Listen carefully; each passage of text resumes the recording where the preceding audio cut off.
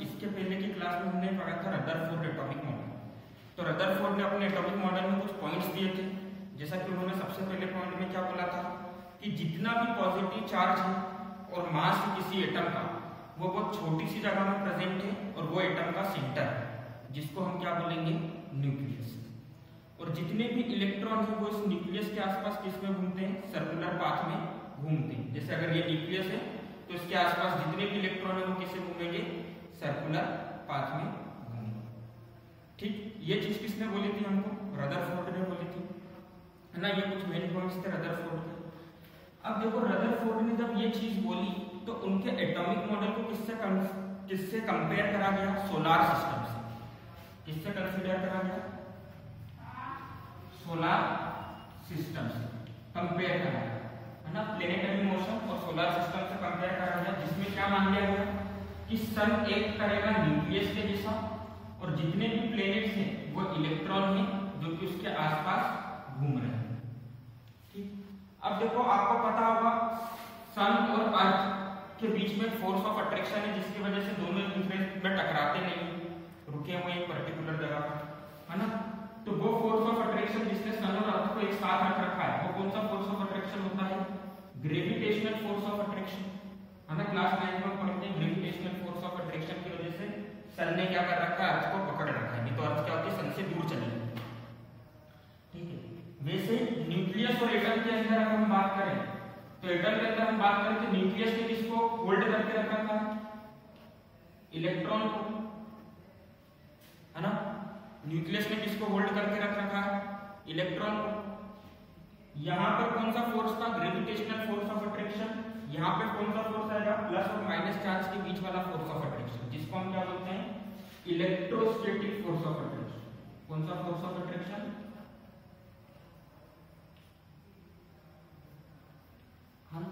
तो electrostatic force of attraction की वजह से क्या है, रदरफोर्ड ने एक और चीज बोली कि जितने भी इलेक्ट्रॉन हैं वो न्यूक्लियस के आसपास घूम रहे हैं और न्यूक्लियस में क्यों बचे हुए हैं, टकरा नहीं रहे, इलेक्ट्रोस्टैटिक फोर्स ऑफ अट्रैक्शन की वजह से ये घूम रहे हैं और इलेक्ट्रॉन एटम के बाहर से नहीं जा रहे हैं। ठीक है, और इस वजह से क्या बोला उन्होंने कि एटम क्या है, इलेक्ट्रिकली न्यूट्रल है, क्योंकि नंबर ऑफ इलेक्ट्रॉन और नंबर ऑफ प्रोटॉन दोनों क्या है, ये चीज समझ में आ गई। बीच में उन्होंने सबसे पहले एक और पॉइंट भी दिया था कि एटम के अंदर बहुत सारी जगह खाली है, तो अपन अभी सिर्फ उन्हीं पॉइंट का डिस्कशन कर रहे हैं जो कि हमारे लिए जरूरी है। तो पहले पॉइंट क्या था कि न्यूक्लियस के आसपास कौन घूमता है, इलेक्ट्रॉन। तो हमने क्या कंपेयर कर दिया कि सन के आसपास कौन घूमते हैं, प्लेनेट। तो न्यूक्लियस बन गया सन और प्लेनेट्स बन गए इलेक्ट्रॉन। अब इनके बीच में कौन सा फोर्स ऑफ अट्रैक्शन था, ग्रेविटेशनल फोर्स ऑफ अट्रैक्शन। तो सिमिलरली न्यूक्लियस और इलेक्ट्रॉन के बीच में कौन सा फोर्स ऑफ अट्रैक्शन है, इलेक्ट्रोस्टैटिक फोर्स ऑफ अट्रैक्शन, जिसकी वजह से ये दोनों एक दूसरे के साथ में रुके। बहुत लंबे समय तक रदरफोर्ड की चीजों को सही माना गया, है ना, और इनको बहुत नाम भी हुआ इस एक्सपेरिमेंट की वजह से। बाद में क्या पता चला, एक साइंटिस्ट थे जेम्स क्लार्क मैक्सवेल, क्या नाम था उनका, ये अपन 19वीं सेंचुरी की बात कर रहे हैं ना, मतलब ये कुछ बात होगी 1960 के आसपास, है ना, तब की बात। तो जेम्स क्लार्क मैक्सवेल करके एक साइंटिस्ट थे, जेम्स क्लार्क मैक्सवेल, जिन्होंने एक थ्योरी दी, है ना। इनकी थ्योरी अपन अभी डीप में पढ़ेंगे। जिन्होंने एक थ्योरी दी और थ्योरी में क्या बोला, जब भी कोई चार्ज पार्टिकल मोशन करता है, क्या बोला थ्योरी में, जब भी कोई चार्ज पार्टिकल मोशन करता है तो वो अपनी एनर्जी क्या करता है, इमिट करता है। जब भी कोई चार्ज पार्टिकल मोशन करेगा तो अपनी एनर्जी क्या करेगा, इमिट करेगा, मतलब एनर्जी क्या करेगा, बाहर छोड़ेगा। किसके फॉर्म में छोड़ेगा, वेव के फॉर्म में, रेडिएशन के फॉर्म में एनर्जी को छोड़ेगा। क्लियर है सबको। वापस से, जब भी कोई चार्ज पार्टिकल मोशन करेगा तो अपनी एनर्जी को क्या करेगा, छोड़ेगा, किसके फॉर्म में, रेडिएशंस के फॉर्म में, वेव्स के फॉर्म में। रेडिएशन और वेव एक ही चीज है यहाँ, है ना। तो जेम्स क्लार्क मैक्सवेल की जो थ्योरी थी उसने रदरफोर्ड के मॉडल का सबसे बड़ा ड्रॉबैक सामने रखा। जेम्स क्लार्क मैक्सवेल ने अपनी बुक में सबसे पहला पॉइंट बोला कि सन और अदर प्लेनेट जो है वो कैसी बॉडी है, चार्ज बॉडी नहीं है, उनके ऊपर कोई चार्ज नहीं। क्या अर्थ के ऊपर कोई चार्ज है, क्या सन के ऊपर कोई चार्ज है, बताओ। क्या हम बोलते हैं कि अर्थ के ऊपर नेगेटिव चार्ज है या पॉजिटिव चार्ज है, सन के ऊपर पॉजिटिव नेगेटिव चार्ज है, कुछ ऐसा सुना नहीं सुना, है ना। तो अर्थ और सन क्या है, प्लेनेटरी बॉडी है, सेलेस्टियल बॉडी, इनके ऊपर कोई भी चार्ज नहीं है। जबकि जिसको हम कंपेयर करा, जिसके साथ हमने इनको कंपेयर करा है, न्यूक्लियस के ऊपर पॉजिटिव चार्ज होता है प्रोटॉन्स की वजह से, और इलेक्ट्रॉन्स के ऊपर क्या होता है, नेगेटिव चार्ज होता है। पहला पॉइंट तो इन्होंने ये सामने रखा। अब उन्होंने अपने पॉइंट में बोला, क्योंकि रदरफोर्ड ने ऐसा बोला है कि ये न्यूक्लियस है और इसके आसपास कौन घूम रहा, इलेक्ट्रॉन सर्कुलर पाथ में ऐसा घूम रहा है, जिसको हम क्या बोलते हैं, ऑर्बिट्स। ऐसे फिक्स सर्कुलर पाथ में घूम रहा है, जिसको हम क्या बोल रहे हैं, ऑर्बिट। इन्होंने क्या बोला था, electron revolves around the nucleus in a fixed circular path which is known as orbit. तो ऑर्बिट में इलेक्ट्रॉन घूम रहा है। अब इलेक्ट्रॉन के ऊपर नेगेटिव चार्ज पार्टिकल, इसके ऊपर फोर्स भी लग रहा है। जब भी कोई चार्ज पार्टिकल के ऊपर फोर्स लग रहा हो और वो मोशन कर रहा है, तो वो क्या करेगा, एनर्जी को इमिट करेगा। किसके फॉर्म में इमिट करेगा, कौन बताएगा मुझको, मैंने बहुत बार बता दिया है। वेव या रेडिएशन के फॉर्म में। तो अब इलेक्ट्रॉन अपनी एनर्जी लूज करना चालू करा, है ना। एनर्जी इलेक्ट्रॉन ऐसा घूम रहा था, इलेक्ट्रॉन घूमते घूमते थकना चालू हो गया, इसकी एनर्जी निकल रही थी तो थकने लगा। जैसे जैसे इलेक्ट्रॉन थकने लगेगा क्या होगा, उसका ये जो फिक्स्ड पाथ है वो क्या होने लगेगा, उसका रेडियस छोटा होने लगेगा, ऐसा छोटा होने लगेगा, धीरे धीरे धीरे धीरे छोटा होगा। एक कंडीशन आएगी कि इलेक्ट्रॉन जो है वो जाके किससे टकरा जाएगा, न्यूक्लियस से टकरा जाएगा। क्यों टकरा जाएगा, सिंपल सा ऐसा समझो, कोई स्टूडेंट है, वो नेहरू स्टेडियम या कोसा स्टेडियम के राउंड कर रहा है। शुरू में जब आया बिल्कुल फ्रेश है ना, अच्छे से रेस्ट कर आया, तो शुरू में तेजी से दौड़ेगा, पूरा राउंड दौड़ेगा। जैसे जैसे नंबर ऑफ राउंड्स उसके इंक्रीज होते जाएंगे, उसकी एनर्जी कम होती जाएगी, है ना। उसकी जितनी भी एनर्जी वो स्वेट और हीट के फॉर्म में निकल रही है। अब एनर्जी कम होगी तो क्या होगा, उसका पाथ क्या होता जाएगा, छोटा होता जाएगा, थकने लगेगा, पाथ छोटा होता जाएगा, स्पीड कम होती जाएगी। तो जब एनर्जी कम होगी तो न्यूक्लियस उसको अपनी तरफ खींचना चालू करेगा धीरे धीरे, और धीरे धीरे न्यूक्लियस के पास खिंचाता जाएगा, और एक कंडीशन आएगी न्यूक्लियस से टकरा जाएगा। ठीक है। वैसे इलेक्ट्रॉन के अंदर क्या हुआ, इलेक्ट्रॉन घूम रहा, कंटिन्यूअसली एनर्जी लूज कर रहा, उसकी एनर्जी कम हुई, न्यूक्लियस ने खींचा, फिर कम हुई, फिर न्यूक्लियस ने खींचा, और एक कंडीशन आएगी इलेक्ट्रॉन किससे जाकर टकरा जाएगा, न्यूक्लियस से टकरा जाएगा। अगर ऐसा होता, मैक्सवेल की थ्योरी सही होती, है ना, तो क्या होता, यूनिवर्स में एटम का एग्जिस्टेंस होता है क्या, एटम इज कोलेप्स, मतलब एटम क्या हो जाता, डिस्ट्रॉय हो जाता, कोलेप्स हो जाता, है ना। कोई भी चीज एग्जिस्ट करती, ना आप एग्जिस्ट करते, ना मैं एग्जिस्ट करता, ना चौक ना बोर्ड, कुछ भी नहीं, सभी किससे बने, एटम से बने। मतलब इनकी थ्योरी में कुछ तो फॉल्ट था, ये चीज तो हमको समझ में आ गई।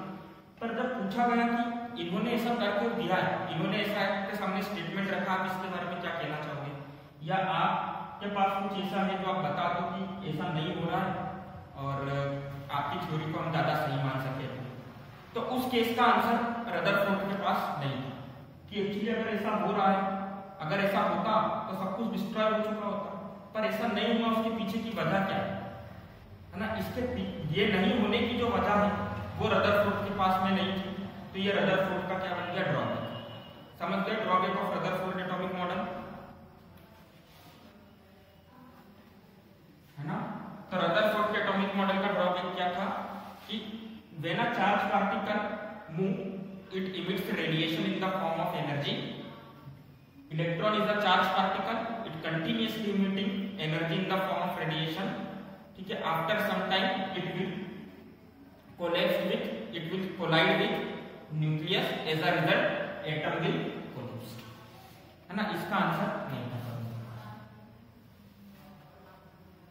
अब पहले हम समझते हैं जेम्स क्लार्क मैक्सवेल की थ्योरी क्या थी, ठीक है, उनकी एक्चुअल थ्योरी क्या थी और उसके ड्रॉबैक्स क्या थे, और फिर हम पढ़ेंगे कि इनकी थ्योरी के ड्रॉबैक्स से बना नया एटॉमिक मॉडल जिसको आप जानते हैं बोर्स एटॉमिक मॉडल के नाम से। तो हेडिंग लगा हुआ जेम्स क्लार्क मैक्सवेल की, जेम्स क्लार्क मैक्सवेल की electromagnetic wave theory, electromagnetic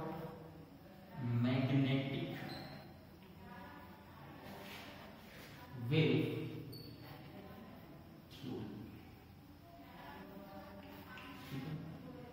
visible है, बोल रहे हैं हाँ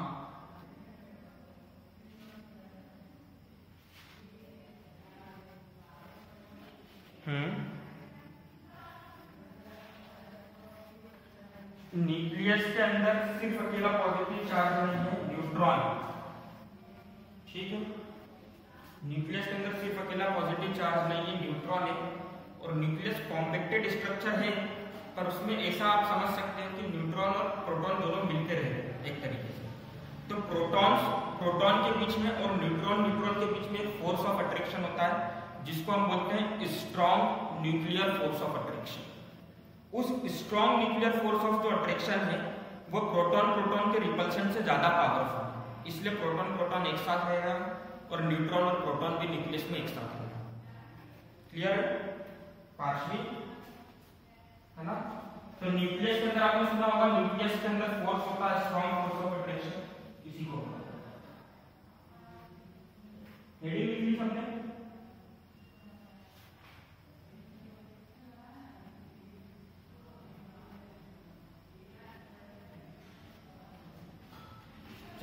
तो जेम्स क्लार्क मैक्सवेल की जो थ्योरी थी एक्चुअली में वो आई थी कब? ईयर 1864, 18 सेंचुरी से की बात कर रही थी। 1864 में उन्होंने थ्योरी दी थी। और जेम्स क्लार्क मैक्सवेल ने अपनी थ्योरी के सबसे पहले पॉइंट में क्या बोला था? कोई भी सोर्स, भले से आप किसी लोहे की रॉड को गर्म कर रहे हो या बल्ब में जलने वाला फिलामेंट केम, वो हमेशा क्या करेगा? कंटिन्यूअसली एनर्जी को इमिट करेगा in the form of radiation और वेव। पहला पॉइंट समझ में आया? जैसे आप किसी भी रॉड को क्या करते हैं, लोहे के किसी सामान को लेकर आप आज किचन में जाके काम करना, नाइफ हो या स्पून हो, उसको गैस पर रख के गर्म करना। जब आप उसको गैस पर रख के गर्म करोगे तो क्या होगा? वो रेड हॉट होने लगेगा। देखा आपने ऐसा कुछ, है ना? वो रेड हॉट होने लगा, इसका मतलब क्या करना? वो कंटिन्यूअसली रेडिएशन को इमिट कर रहा है। तो जब भी आप किसी चीज को गर्म कर रहे हो तो वो कंटिन्यूअसली क्या कर रहा है? रेडिएशन को इमिट कर रहा है। घर में रोटी बनती है, वो क्या है? पैन के ऊपर तवा जिसको हम बोलते हैं। तो एक चीज बताओ, वो गर्म लगता है, अगर हम उसके पास भी हाथ लेके जाते हैं तो क्या लगता है कि उसमें से कुछ भाप जैसा या कुछ निकल रहा है, जिसकी वजह से वो काफी गर्म है ना? या अगर किसी लोहे की रॉड को गर्म करते हैं तो उसका कलर रेड हो जाता है और उसके आसपास की जगह को काफी गर्म लगने लगता है। क्यों? क्योंकि वो जो रेड हुआ है, रेड कलर जो हमको विजिबल है, वो किसकी वजह से विजिबल है? रेडिएशन की वेवलेंथ की वजह से, है ना? वो वेवलेंथ विजिबल है, इसलिए हमको दिख रहा है रेड कलर, और वो कंटिन्यूअसली क्या इमिट कर रहा है? रेडिएशन। तो जब आप किसी भी चीज को हीट करते हो या इलेक्ट्रिक बल्ब जिसमें हम कंटिन्यूअसली इलेक्ट्रिसिटी को सप्लाई कर रहे हैं, वो क्या करेगा? कंटिन्यूअसली एनर्जी को इमिट करेगा इन द फॉर्म ऑफ, किस चीज के फॉर्म में? Radiation.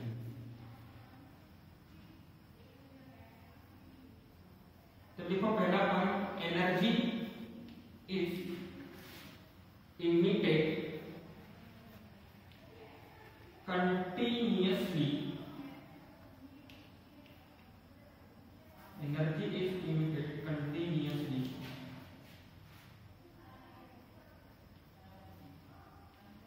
in the form of radiation or wave from any source। अब सोर्स क्या होता है? क्या हो सकता है? इलेक्ट्रिक बल्ब भी हो सकता है, ठीक है, हीट करी हुई रॉड भी हो सकती है, हीटेड रॉड एक्सेट्रा, है ना? बहुत सारे सोर्स हो सकते हैं। अभी के लिए हमने सिर्फ दो एग्जांपल। क्या आपने कभी ये चीज नोटिस करी है, जो बल्ब अपने घर में बल्ब जलता है ना, सीएफएल की बात कर रहा हूँ, बल्ब अपने पुराने टाइप वाला बल्ब देखा, तो उसमें सब टंगस्टन फिलामेंट रहता है, ऐसा पतला सा वायर रहता है उसके अंदर, देखा होगा आपने, साथ ग्लास रहता है और उसके अंदर ऐसा पतला सा वायर रहता है ना? तो ये जो टंगस्टन का वायर रहता है, क्या होता है? करंट इसमें से फ्लो होता है, ठीक। अब करंट इसमें से फ्लो होगा तो ये क्या करेगा, एनर्जी इमिट करेगा in the form of radiation, और वही energy in the form of radiation और वेव के फॉर्म में क्या दिखती है हमको, लाइट के जैसा। वो तो एनर्जी इमिट करता है, किस कलर की एनर्जी इमिट करता है, किस फॉर्म में रेडिएशन इमिट करता है, येलो कलर की लाइट के फॉर्म में। तो इसलिए हमको क्या लगता है कि बल्ब से कौन सी लाइट बाहर आ रही है, येलो कलर की लाइट बाहर आ रही है। जब तक आपने स्विच चालू कर रखा है एनर्जी कंटिन्यूअसली रेडिएशन के फॉर्म में इमिट होगी। जैसे आप इलेक्ट्रिक करंट पास कराना बंद कर दोगे, एनर्जी का एमिशन क्या हो जाएगा, रुक जाएगा। क्लियर? क्या सडनली एमिशन रुकता है? आप घर जाके बल्ब चालू करना और बंद करना, तो जैसे आप बंद करोगे आपको लगेगा कि 2 सेकंड के लिए या कुछ फ्रैक्शन ऑफ सेकंड के लिए ये थोड़ा सा ग्लो करेगा, सिर्फ इतना इतना। क्लियर है सबको? है ना? तो पहला पॉइंट क्या बोला हमने कि कोई भी सोर्स हो उससे एनर्जी कंटिन्यूअसली इमिट होगी in the form of radiation और वेव। ठीक। सेकेंड फॉर्म क्या बोला हमने कि ये जो रेडिएशन होगी या जो वेव होगी इसके अंदर इलेक्ट्रिक फील्ड भी होगी और मैग्नेटिक फील्ड भी होगी। कोई भी रेडिएशन के अंदर दोनों चीज होगी, इलेक्ट्रिक फील्ड और मैग्नेटिक फील्ड। अब देखो किसी भी वेव के बनने के लिए क्या जरूरी है, कोई भी एक फिजिकल क्वांटिटी फिजिकल क्वांटिटी तो समझते हो ना, कोई भी वो चीज जिसको हम मेजर कर सके उसका क्या हो, ऑसिलेशन क्या हो उसका।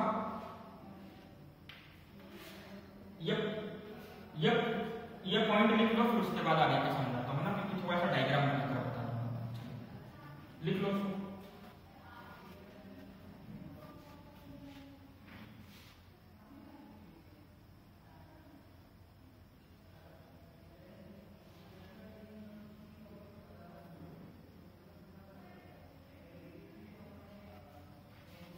लिख लिया?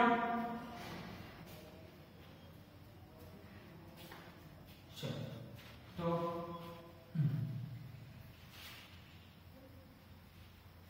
देखो मैंने क्या बोला कि कभी भी कोई भी वेव बनने के लिए क्या चाहिए, किसी भी फिजिकल क्वांटिटी का ऑसिलेशन होना चाहिए।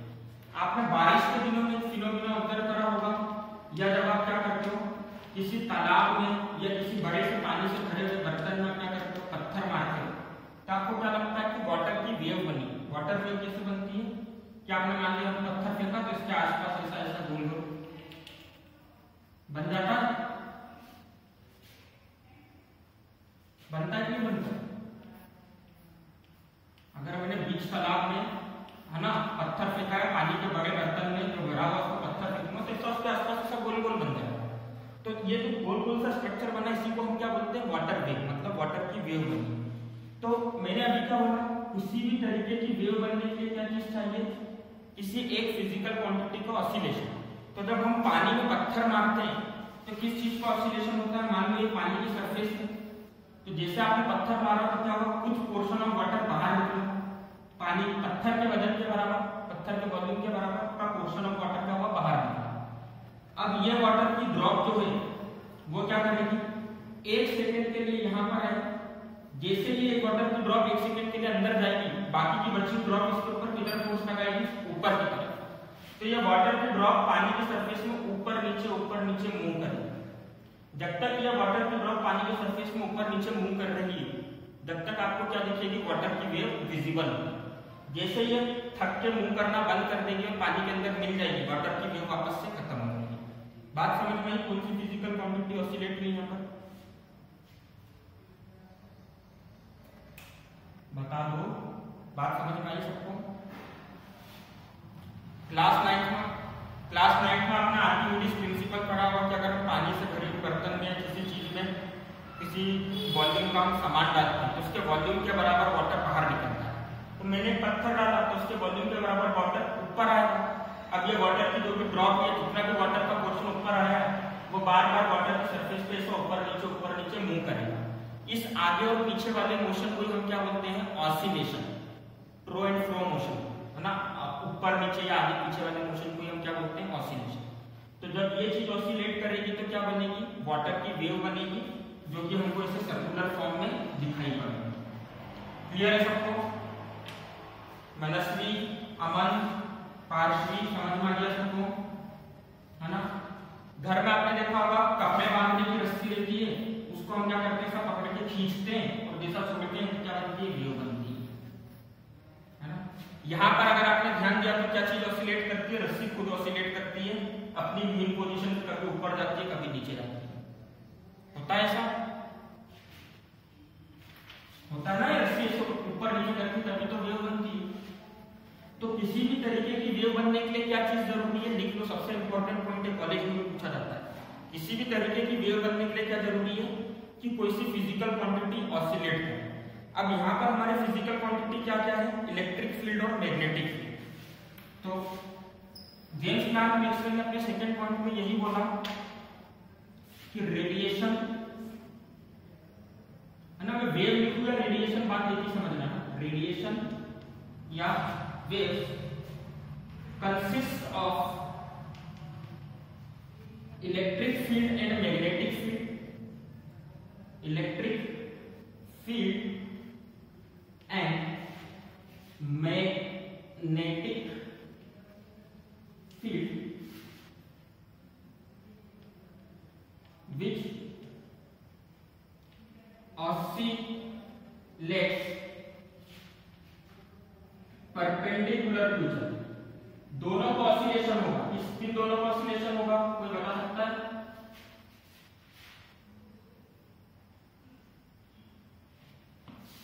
कैसे ऑसिलेशन होगा, दोनों का एक डायरेक्शन में होगा कि एक दूसरे के परपेंडिकुलर।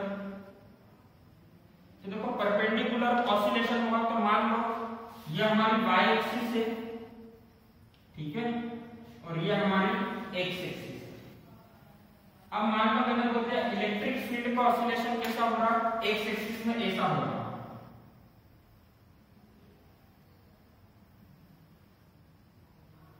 दिख रहा, ये आपकी क्या है, इलेक्ट्रिक फील्ड। तो इलेक्ट्रिक फील्ड कैसी है कि अगर ये एक्स एक्सिस है, अगर ये मेरा हाथ एक्स एक्सिस है तो इलेक्ट्रिक फील्ड कैसे चल रही है, ऐसे चल रही है, ऐसे ऑसिलेट होगी। समझ गए, इलेक्ट्रिक फील्ड कैसे ऑसिलेट होगी, अगर ये एक्स एक्सिस है तो इस तरह से ऑसिलेट होगी, है ना। मैग्नेटिक फील्ड कैसे ऑसिलेट होगी, इसके परपेंडिकुलर, मतलब मैग्नेटिक फील्ड कौन सी डायरेक्शन में ऑसिलेट होगी, एक्स के परपेंडिकुलर कौन सी एक्सिस है, वाई। तो मैग्नेटिक फील्ड इस डायरेक्शन में ऑसिलेट होगी। एनसीईआरटी वाला डायग्राम देखोगे, कलर डायग्राम में समझ में आ जाएगा। इलेक्ट्रिक फील्ड ऐसी ऑसिलेट हो रही है, हो सकता है उन्होंने इलेक्ट्रिक फील्ड और मैग्नेटिक फील्ड को अलग अलग ले लिया, मतलब इलेक्ट्रिक फील्ड का ऑसिलेशन उन्होंने वाई पे दिखा दिया और एक्स पे दिखा दिया, मैग्नेटिक फील्ड, उससे फर्क नहीं पड़ेगा, कॉन्सेप्ट समझो। इलेक्ट्रिक फील्ड अगर ऐसे ऑसिलेट हो रही है तो मैग्नेटिक फील्ड कैसे ऑसिलेट होगी, इस तरह से। क्लियर है सबको, समझ में आ गया सबको, डायग्राम लिख लिया।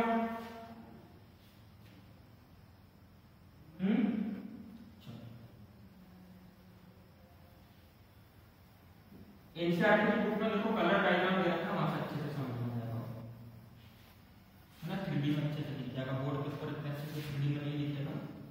चलो तीसरा पॉइंट मैंने क्या बोला कि ये जो रेडिएशन है या जो वेव है, इनके चलने की स्पीड क्या है,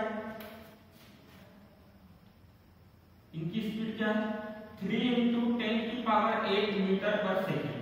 मतलब क्लार्क मैक्सवेल जनरली किसकी बात कर रहे हैं अभी तक, लाइट एक तरीके से, क्योंकि हम क्या बोलते हैं स्पीड ऑफ लाइट क्या होती है, 3 × 10⁸ मीटर पर सेकेंड।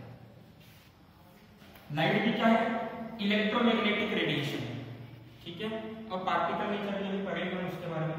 तो ये जो रेडिएशन है या जो वेव चल रहे हैं उनकी चलने की स्पीड क्या है, 3 × 10⁸ मीटर पर सेकेंड। एक बताओ कम है कि ज्यादा है,